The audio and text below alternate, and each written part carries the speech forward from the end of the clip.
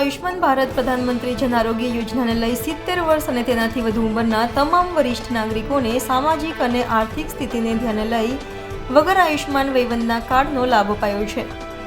સરકાર દ્વારા અમલીકૃત આયુષ્માન ભારત પ્રધાનમંત્રી જન આરોગ્ય યોજના અંતર્ગત 70 વર્ષ અને તેનાથી વધુ ઉંમરના ઉંમર આધાર કાર્ડ અનુસારના તમામ વરિષ્ઠ નાગરિકોને સામાજિક આર્થિક સ્થિતિને ધ્યાનમાં લીધા વગર આયુષ્માન વયવંદના કાર્ડનો લાભ આપી PMJY યોજનામાં જોડાયેલ હોસ્પિટલોમાં આયુષ્માન વયવંદના કાર્ડ રજૂ કરી સંલગ્ન તમામ હોસ્પિટલોમાં સારવાર મેળવી શકે તે માટે આધાર કાર્ડથી એનરોલમેન્ટ કરી આયુષ્માન વયવંદના કાર્ડ સમાવેશ કરવામાં આવશે।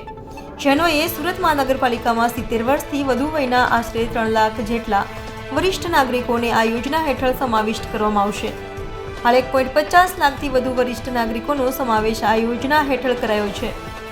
સુરત મહાનગરપાલિકા સંચાલિત શહેરી આરોગ્ય કેન્દ્ર દ્વારા 70થી વધુ વયના વરિષ્ઠ નાગરિકો માટે આયુષ્માન વયવંદના યોજના હેઠળ 99 જેટલા કેમ્પ કરવામાં આવ્યા હતા, જેમાં 1800થી વધુ લાભાર્થીઓનો વયવંદના કાર્ડ બનાવવામાં આવ્યા છે।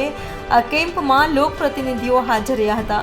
મેયર દક્ષેશભાઈ માવાણી, સ્થાયી સમિતિ ચેરમેન રાજનભાઈ પટેલ, મ્યુનિસિપલ સભ્ય બ્રજેશભાઈ ઉનરકટ અને ઉષાબેન પટેલે આંગણવાડી નંબર 508 આદર્શ પછાત વર્ગ સ્લમ વિસ્તાર રઠવા લાઇન્સ ખાતે કેમ્પની મુલાકાત લીધેલ હતી અને જાહેર જનતા સાથે સંપરામર્શ કરી જનતાને આ યોજનાનો લાભ લેવા પ્રોત્સાહિત કર્યા હતા।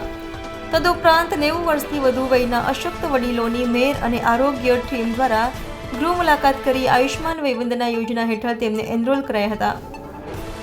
હાલ સુરત મહાનગરપાલિકાના 9 ઝોનના 62 અર્બન હેલ્થ સેન્ટર અને સામૂહિક આરોગ્ય કેન્દ્ર ખાતે નોંધણી કરી વયવંદનાનો કાર્ડ કાઢી આપવાની કામગીરી હાથ ધરવામાં આવી છે। 1 લાખથી વધુ સિનિયર સિટીઝનને આ યોજનામાં જોડાવા માટે હેલ્થ સેન્ટરમાં વિશેષ કામગીરીનું આયોજન કરાયું છે।